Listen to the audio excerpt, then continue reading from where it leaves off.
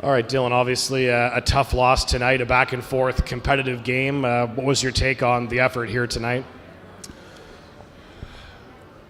I'm not sure I'm going to agree with the category of it being a tough loss. I'm pretty defensive right now. These are teenage boys. This is junior hockey. Every loss is tough, whether it's whatever sport we're in. So not to challenge, but I have no choice but to say every game that we lose, you don't love. I think there's pushback. There's weird momentum in that one. You know, there's certain ways you'd love it to go, but I mean, do we show some resiliency? Yeah. Do they care as teenage boys? 100% they do. And the hairs on the back of my neck are standing up because anyone that would categorize that as a tough loss, well, it's passion. We have it. You have it. The fans have it. Our families have it. They're grinding, they're working, it's coming, it's going to happen. I'm not worried about it, and I like where things are going. I'll leave it at that. And Dalen Moses was paired with Beckham Edwards on the line tonight, and really they look pretty good together with some chemistry. Oh, don't you love his energy and his passion? I love it. Great game from Mosey. You know, a really good finish from Beckham at the end. You know, isn't that something to get excited about?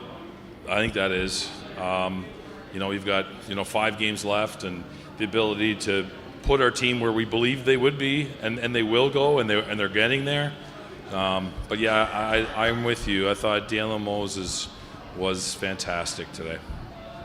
Another couple of goals from Ruslan. I mean, how comfortable do you find him getting to be at this point in the season after a couple of months over North America? Yeah, Ruslan, what a story. People wouldn't know. He hasn't been home or seen his family since he left in the middle of August. So and then I said they're teenage boys. Like, imagine that environment, being 17, turning 18, not seeing his family and having to go through the highs and lows of that. I thought today he was great. Lots of, again, net front, some passion, didn't quit on any pucks. I think he's been really, really strong down the stretch for us, and we're going to need him in the next 5. But good game from him, I agree. I know when he got here, we were told he knew, maybe a word or two of English. I mean, how is he, fitting in the room and kind of getting comfortable in there? Yeah, that's a great question. He might be one of the more liked players in our room, truthfully. Like, the guys love him. You know, he's hosted some team events, like a Super Bowl gathering and things at his house, which is pretty rare for a European player to come in and already kind of have the way around the guys. He's an awesome kid. He loves to score goals, as you can see. He smiles a ton. Real passionate player, and yeah, he's come over here and it always takes time for European players, and he's an example of that. The first half of the season probably wasn't what he wanted or what we wanted, and then now he's really, really playing hard and playing well for sure. And I got 5 left now, a couple with the Sioux right behind you. And what is the message for the kids in terms of the standings? Obviously, they know where things stand. Do you want them paying attention, or do you just want them sort of to shut it out? Or they live in this community too. They know what's going on. I mean, do they? Yeah, they know the standings. Of course they do. They're kids who want to please not only us and them and each other and their families, and they're well aware. Trust me. And then that's probably harder on them that they are a young group, that we're kind of forcing them into the postseason, and that's truthfully by design. We challenge them to that capacity. But at the end of the day, this is not about. And you and I spoke about this the other day. This is not about success. This year doesn't get really, weighed on whether we're a playoff team or we're not. That doesn't mean we're conceding by any stretch. And if you know me or the way we organize things, that's not the message. But this is a group that's been built over a 2-year span from a team that graduated, 13 players to professional hockey. That turnaround is hard. So they're aware, they care.